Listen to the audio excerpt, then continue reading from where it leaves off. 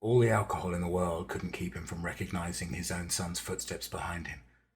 The gate was angrier, more determined, but unmistakably his. There was something else he recognized too, something churning beneath the surface, something that lingered in the silence. Perhaps it was in the way his son held his breath, as if he wouldn't hear him coming, just as he'd done with his own father. So naive the youth are, he thought, a partial smile smearing across his lips as he thought of his own father for the first time in years. For the briefest moment he was in his father's study. The quill had been dropped mid-sentence, its ink splattered upon the page. His father had given up writing to his latest creditor and was, instead, facing the window, staring up at the sky. He remembered the outline of his throat in the moonlight, the unshaven scruff, the way his Adam's apple moved as he swallowed, the thin trail of sweat that glinted as his father lifted his chin ever so slightly. Thinking back, he realized it was in anticipation of his son's blade.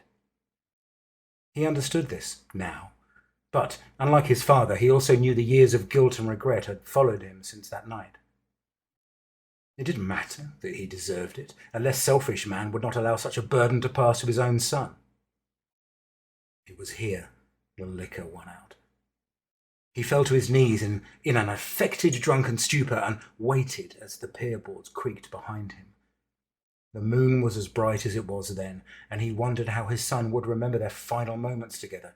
Did he look as pathetic as his own father had? Would he realize one day, too, recognize this fuckery for what it was? He should have used his final breath to tell his son that it was okay, that he was not, in fact, a monster. Words that he himself needed to hear. Instead, he waited until he felt the scratch of the rope around his neck to whisper his name. Ed.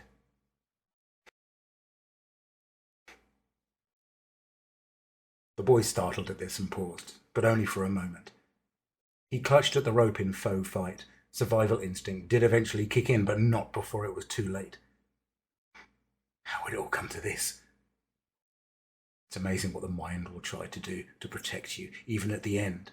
For he was no longer on the docks, gasping for breath, but climbing out of his childhood window to run off with his best friend. Come on, Teach, the boy said. Hold your horse's bonnet, my buckle's stuck. And it was with a more than gentle tug that he fell from the window and onto his friend. They giggled in the dirt for a moment before running off, the hollered threats of his nursemaid fading off into the wind behind them. And their friendship grew from the little pebbles tossed at each other's windows, no matter the day or night, even into their teen years, as Bonnet's clothes grew in finery, while Teach began to wear his to near tatters.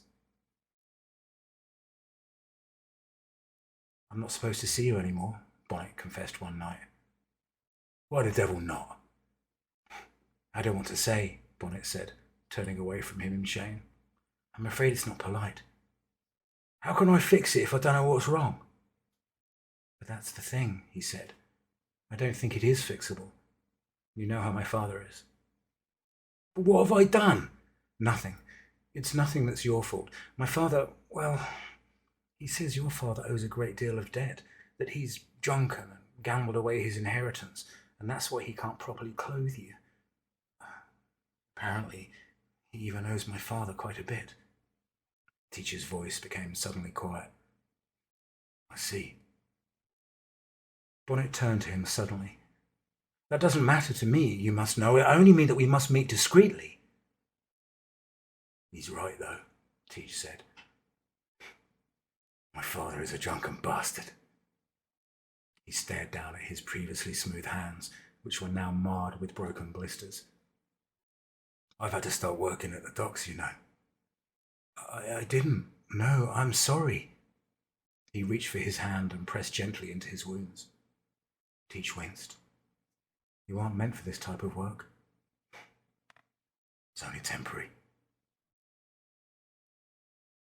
Bonnet's smile was reassuring, but his eyes betrayed that he knew otherwise. I don't think it should matter much, Teach. I should have plenty enough for the both of us, and then we can live as bachelors for the rest of our days. Truly? Why ever not? Who else would I want to spend time with? Teach wasn't good at hiding the truth behind a smile. He glanced down bashfully at his own worn shoes. Thank you for saying so, but I think we both know what this means. I'll see you around, Bonnet, he said, turning to leave. Bonnet tightened his grip as their fingers began to trail apart. Edward. Teach looked back at him quizzically. Would you call me by my first name? I'd just like to hear you say it once. Edward. No. That sounds too much like my father. Just call me Ed. Ed? Yes, that's better. Thank you. He paused for a moment, meeting his gaze. I shall cherish the memory of that sound. Does it need to be a memory? Teach reached for him this time. I know I'm not good enough for you anymore, and I understand if we can't meet in public or if I'll soon have to address you as Mr. Bonnet. But must I lose you entirely? Bonnet's smile was awkward and small. I don't want to lose you at all, he said, taking a step closer. I am not my father. Nor I mine. Bonnet brought Teach's hands up to his lips and kissed where they hurt. A wave of warmth swept over him. Say it again. Ed, Teach whispered, closing his eyes. The kiss was soft and brief, a gentle sweeping of lips before Bonnet suddenly stiffened and pulled away. What was that? Huh? Teach asked, still in a daze. I thought I heard something. It was probably just the wind. No, I don't think so. Hello? Bonnet called out. Is someone there? There was only silence, but the night fell suddenly colder.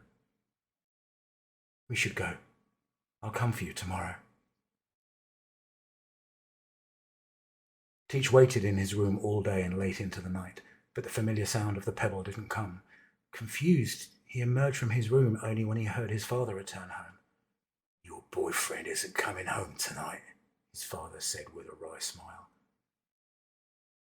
What do you mean? His father snorted.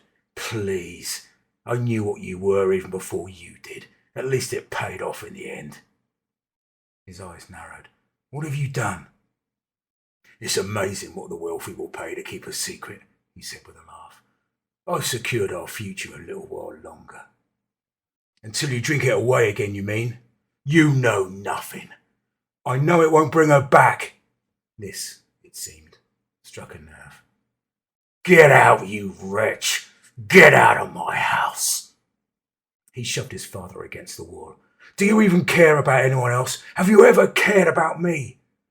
Everything I cared about in this world died, giving birth to the likes of you, he hissed.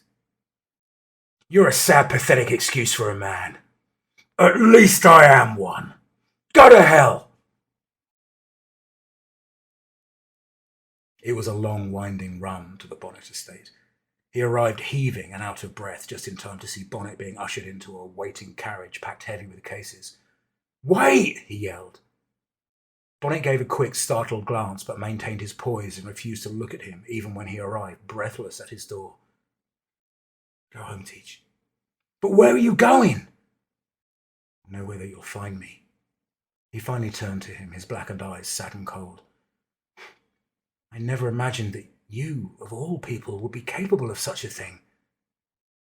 Teach was shocked to his core, a tight knot forming in his stomach. How could he think that?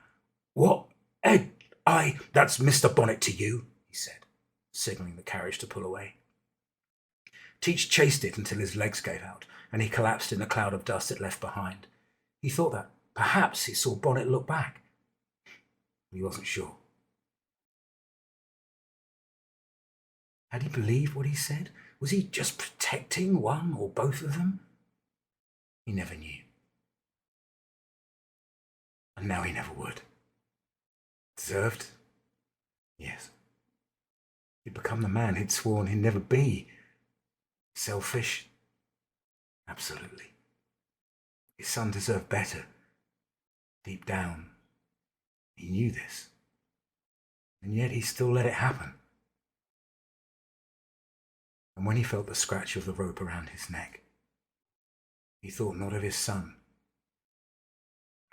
But if his son's namesake, Ed. Tears glistened in his eyes as the rope tightened against his throat. It would all be over.